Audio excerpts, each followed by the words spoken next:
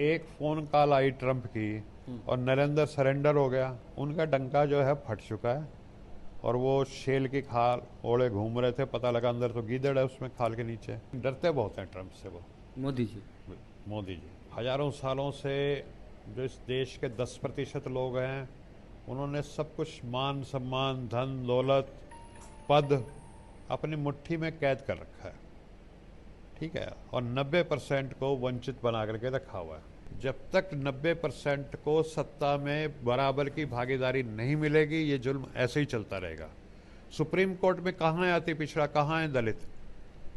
जिस समाज से मैं आता हूँ उस समाज का आज तक एक सुप्रीम कोर्ट का जज नहीं बना। जब तक 90% के सुप्रीम कोर्ट में 90% जज नहीं होंगे, जब तक कॉरपोरेट वर्ल्ड जिसको बोलते हैं, कॉरपोरेट जगत, उसमें मैं उसको कॉरपोरेट जगत नहीं बोलता, मैं तो उसको मनु जगत बोलता हूँ। मनु जगत। मनु जगत इसलिए कि सारे ही उसमें वो 10% लोग हैं, 90% तो है ही नहीं उस कॉरपोरेट जगत में। जब तक शीर्ष स्थान पे नहीं पहुंचेंगे ना, आपकी भागीदारी शीर्ष स्थान पे नहीं होगी, चाहे इलेक्शन कमीशन हो, चाहे ईडी हो, चाहे सीबीआई हो, या और भी जो संवैधानिक संस्थाएं हैं, और इस देश की धन दौलत में बराबर की आपकी हिस्सेदारी नहीं होगी, हमारे ऊपर जुल्म ऐसे ही होता रहेगा जैसे हजारों सालों से होता आ रहा है। जो दशरथ मांझी जी पहाड़ काट के रास्ता बनाए, वहाँ राहुल गांधी जी जाएंगे? हाँ, वहाँ जाएंगे, बिल्कुल उनके सुपुत्र से मिलेंगे। मुजफ्फरपुर को लेके बहुत प्रोटेस्ट किया जा रहा है कांग्रेस की तरफ से, तो क्या राहुल गांधी मुजफ्फरपुर जाएंगे? अनिल जैन साहब भी हैं, पिछड़ा समाज के जो प्रकोष्ठ है कांग्रेस का, उसके राष्ट्रीय अध्यक्ष हैं, और अभी यहाँ राजगीर आए हुए हैं राहुल गांधी जी के प्रोग्राम को लेकर। सर, प्रोग्राम का डिटेल अगर आप बता दें कि राहुल गांधी जी का कल जैसे गया, कितने बजे आएंगे, कहाँ कहाँ क्या कार्यक्रम है राहुल गांधी जी का?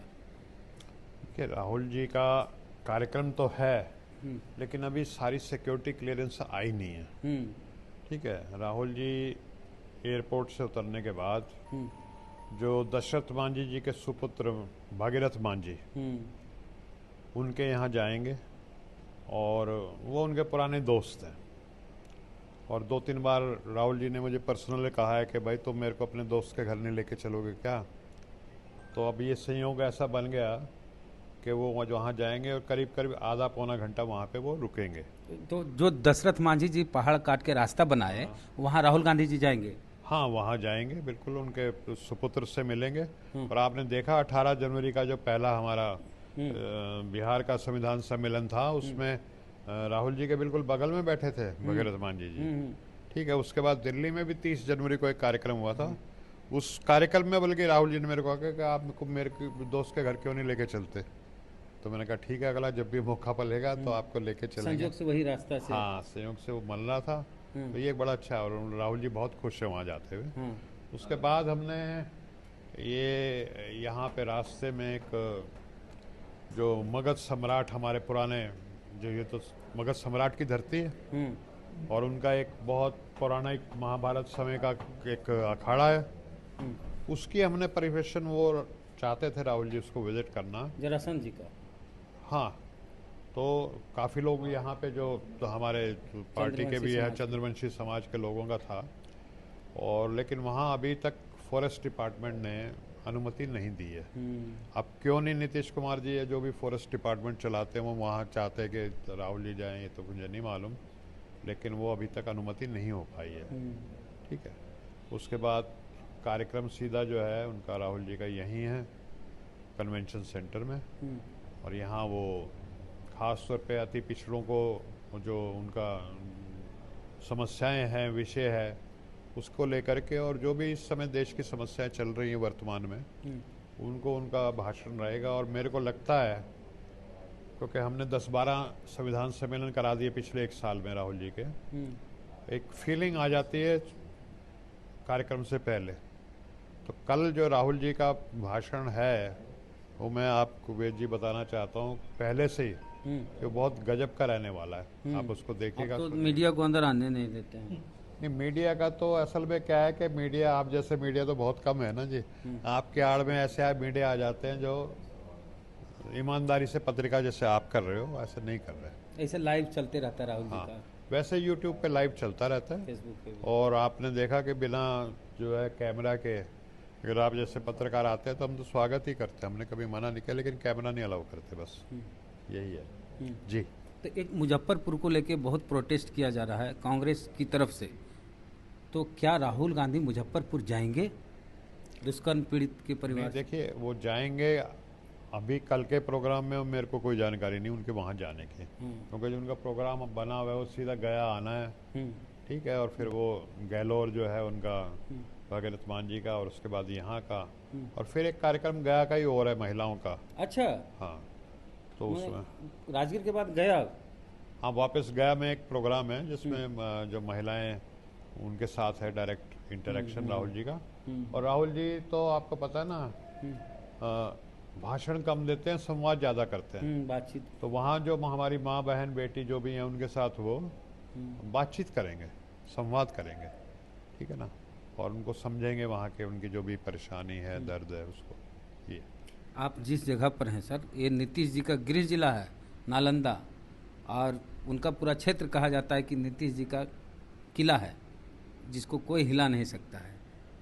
देखिए, मैं तो ये मानता हूँ कि ये बुद्ध और महावीर की धरती है। हाँ, वो तो है, ठीक है ना, ये पॉलिटिकली हम बोले सर, मगध सम्राट जो है जरासंध की धरती है, ये बुद्ध की धरती है। नीतीश अगर इस पे अपना क्लेम ठोक रहे हैं तो मेरे को नहीं समझ में सम्राट आता। अशोक की धरती है, सम्राट अशोक की धरती है, लेकिन अब आपने देखा ना, सम्राट अशोक और अपना जो मगध सम्राट जरासंध महाराज, वो तो गदाधारी थे, और गदा वाले पहलवान थे ना, वो पहलवानी करते थे, और उन्होंने यहाँ से पत्थर फेंका मथुरा, और हमारे कृष्ण जी है रण छोड़ के चले गए।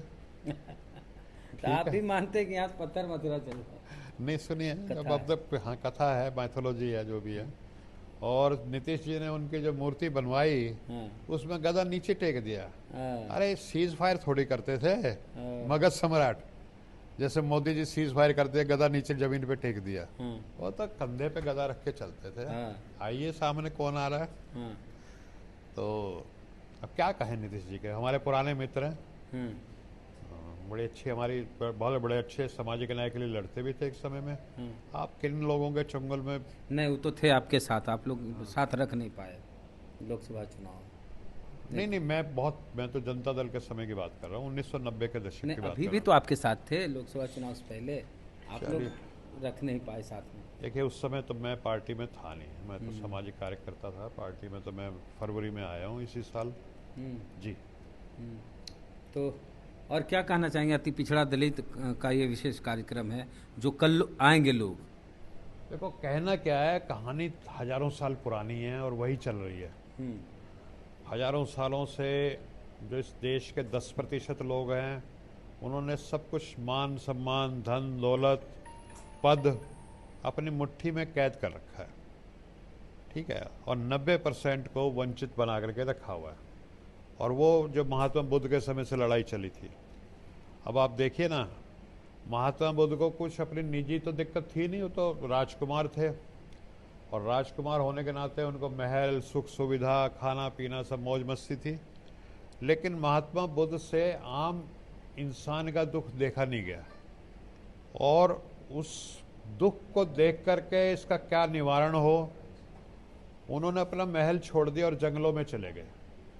हजारों साल बाद एक और ऐसा ही शख्स जिसका नाम राहुल गांधी है, अपनी सुख सुविधा को छोड़ करके महात्मा बुद्ध के मार्ग पे चलते हुए वो सड़कों पे निकल गया। भारत जोड़ो यात्रा आपने देखा। मैं पासी जी, सुशील, हमने इलाहाबाद में भी एक संविधान सम्मेलन किया था, सुशील जी थे उसमें। तो इलाहाबाद में मेरे एक मित्र मुझे लेके गए कि चलो आपको दिखा के रहते हैं आनंद भवन वगैरह, जो इनकी जो पुश्तैनी संपत्ति रही है राहुल जी की, तो वहाँ चलो आपको डोसा भी खिलाएंगे और दिखा के लाएंगे। मैं कहा चलो, डबल अट्रैक्शन है। तो वहाँ मैं गया तो जो जितनी बड़ी संपत्ति, जो ज़मीन वहाँ पे है शहर के बीचों बीच, पता नहीं कितने एकड़ होगी। आनंद भवन बना हुआ है, कमला नेहरू हॉस्पिटल खुला हुआ है उसमें। तो मैंने अपने दोस्त से पूछा, मैंने कहा यार ये शहर के बीचों बीच और इतनी बड़ी प्रॉपर्टी, इतना बड़ा ज़मीन, इतनी ज़्यादा, इसकी क्या वैल्यू होगी? तो वो मेरे से बोला कि अनिल जी, मार्केट वैल्यू पे अगर आप आते हो तो आज के टाइम में 50,000 करोड़ से कम नहीं है इसकी कीमत। तो एक आदमी जिसको खानदानी आज चाहे तो अपना 50,000 करोड़ की प्रॉपर्टी लेकर के मौज मस्ती करे, वो दिन में 10 बार कपड़े बदल सकते हैं, लेकिन वो एक सफ़ेद टी शर्ट में चल रहे हैं हमेशा। तो राहुल गांधी कहीं ना कहीं मुझे लगता है महात्मा बुद्ध के मार्ग पे चल रहे हैं, और जो 90% जो हजारों साल से पीड़ित रहे हैं उनके दुख दर्द को वो समझ रहे हैं, उनको कैसे भागीदारी मिले।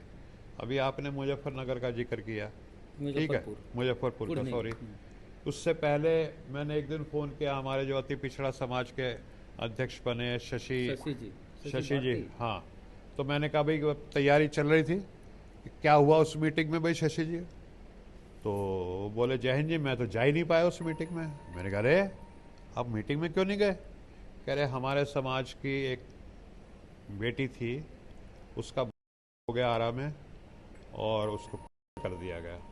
ठीक है, फिर एक दिन मैंने फ़ोन किया तो ये मुजफ्फरपुर वाला मामला बता रहे, बोले हमने मीटिंग में नहीं गया मैं।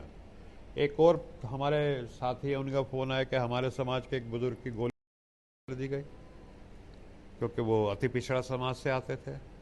तो ये जो जुल्म है ना, हम कितना ही प्रदर्शन कर रहे हैं, हमारी पार्टी प्रदर्शन कर रही है, कुछ नहीं होने जाना। जब तक 90% को सत्ता में बराबर की भागीदारी नहीं मिलेगी, ये जुल्म ऐसे ही चलता रहेगा। सुप्रीम कोर्ट में कहाँ है अति पिछड़ा, कहाँ है दलित?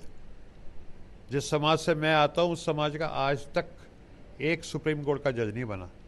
जब तक 90% के सुप्रीम कोर्ट में 90% जज नहीं होंगे, जब तक कॉरपोरेट वर्ल्ड जिसको बोलते हैं, कॉरपोरेट जगत, उसमें मैं उसको कॉरपोरेट जगत नहीं बोलता, मैं तो उसको मनु जगत बोलता हूँ। मनु जगत इसलिए कि सारे ही उसमें वो 10% लोग हैं, 90% तो है ही नहीं उस कॉरपोरेट जगत में।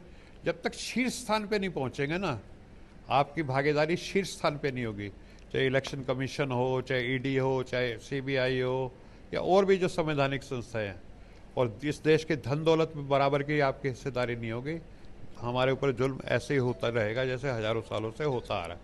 तो राहुल गांधी की लड़ाई ये है कि 90% को बराबर की भागीदारी दी जाए, और इसीलिए उनको गालियां पड़ती हैं, इसीलिए उनका मजाक उड़ाने की कोशिश की जाती है, इसीलिए उनके ऊपर ये मुकदमे लगते हैं, FIR होती है। आपके दरभंगा में आए वो, हाँ, हो गया। क्या उनका गुनाह था? तो मेडल देश में लीडर ऑफ अपोजिशन, लोकसभा का नेता प्रतिपक्ष, अगर दलित छात्रों से मिलना चाहता है, उनसे बात करना चाहता है, तो क्या ये अपराध है? लेकिन मनुवादियों की नज़रों में ये अपराध है, इसलिए उनके ऊपर FIR दर्ज हुई। उनको घर से सामान उठा करके बाहर फेंक दिया गया। जिस व्यक्ति का मैंने अभी जिक्र किया, इलाहाबाद में 50,000 करोड़ की संपत्ति है, ठीक है, उसको घर से उठा करके बाहर फेंक दिया गया, संसद सदस्य छीन ली गई, और आए दिन उनको जान से मारने की धमकियां मिलती हैं, गालियां मिलती हैं। ठीक है, लोकसभा में वो कौन अनुराग ठाकुर जो लंगूर की तरह नाचता है, ठीक है, पूछ उठा करके पता नहीं क्या क्या बोल रहा राहुल जी को लेकर के, और इवन मोदी जी कह रहे हैं कि ये तो अर्बन नक्सल है, राहुल गांधी जी की तरफ इशारा करके, ये तो जाति की बात करता है, ये तो पापी आदमी है।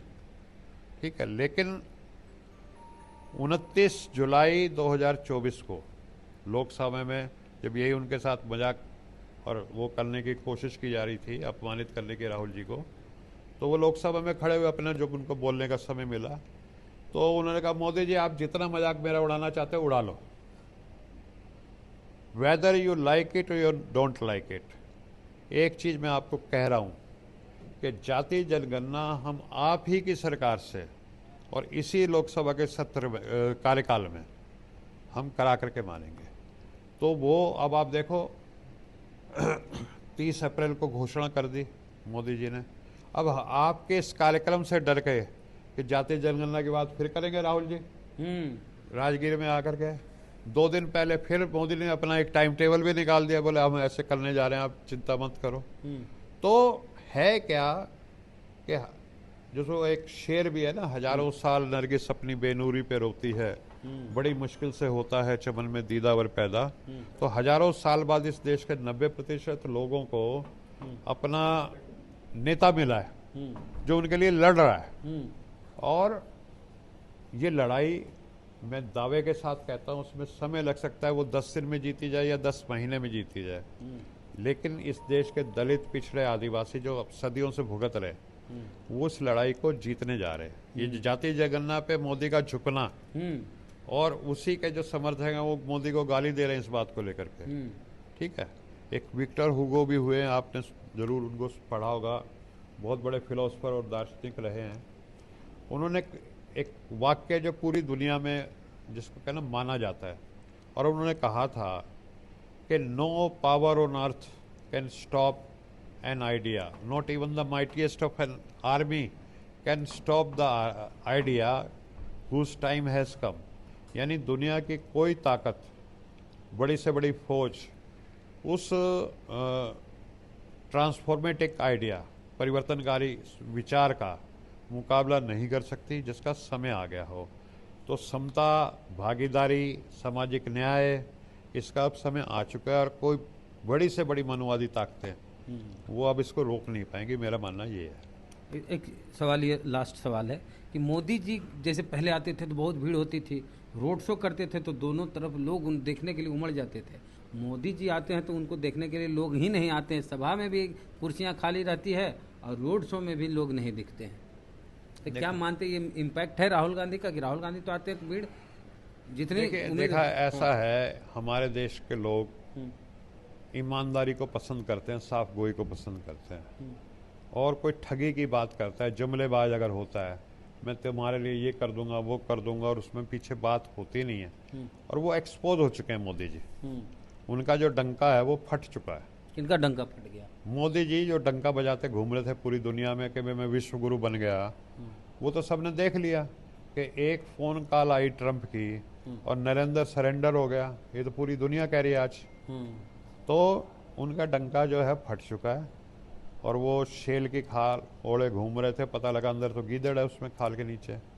तो ये अब खास तौर पे जो सीज फायर जो जिस तरह से की, हमारी बहादुर फौजें अपने सीने पे खा रही थी, शहीद हो रहे थे हमारे लोग, और आतंकवादियों का खात्मा कर रहे थे। तो इससे पहले आपने बालाकोट किया कि उससे रुक गया क्या आतंकवाद? अब आपने ऐसे एक तो और अब मिसाइल छोड़ करके तो रुक जाएगा। अब की बार आर पार चाहते थे देश का आदमी, वो आर पार नहीं कर गए कि वो पता नहीं क्यों डरते हैं। ट्रंप ने क्या उनकी कमज़ोर नस पकड़ रखी है ये हमें तो पता नहीं, लेकिन डरते बहुत हैं ट्रंप से वो मोदी जी। तो राजगीर आ रहे हैं, जब ये आप खबर देखेंगे तो हो सकता है कि आज राहुल गांधी आ रहे हैं। तो राहुल गांधी आ रहे हैं, अगर आसपास के आप रहने वाले हैं, राजगीर, नवादा, गया, नालंदा जिला में कहीं भी, तो आप आ सकते हैं। इंटरनेशनल कन्वेंशन सेंटर में राहुल गांधी का कार्यक्रम है। कै बजे से सर? सुबह 10 बजे। 10 बजे से तो आप आ सकते हैं। और बाकी पूरी बातचीत जो की है उस पर आपकी क्या राय है, प्रतिक्रिया कमेंट बॉक्स में दें। जय भीम, जय भारत।